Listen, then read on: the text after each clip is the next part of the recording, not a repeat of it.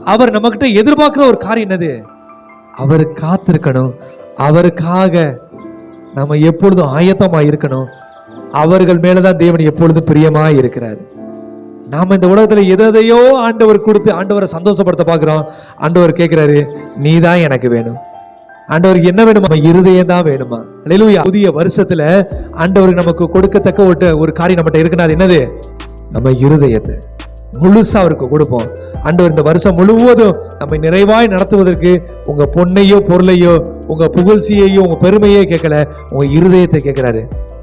யாரெல்லாம் இந்த வருஷத்துல ஆண்டவருக்கு உண்மையா உங்க இருதயத்தை கொடுக்க போறீங்க, அவங்க மேலதான் ஆண்டவர் ரொம்ப பிரியமா இருக்கிறாரு. உங்களை நேசிக்கிறதுக்கு சிலருக்கு நீங்க என்ன கொடுக்கணும் தெரியுமா? எதையாவது கொடுக்கணும். சங்கீதம் சொல்லி முடிச்ச உடனே நேர பிள்ளைய போய் சாக்லேட்டுக்காக நிப்பாங்க. சாக்லேட் ஒருவேளை இல்லைன்னு சொல்லிட்டா மனசு ரொம்ப சோர்ந்து போயிடுவாங்க. ஆக எதையாவது ஒண்ணு பெற்றுக்கொள்ளணும்ன்றதுக்காக தான் இந்த உலகத்தை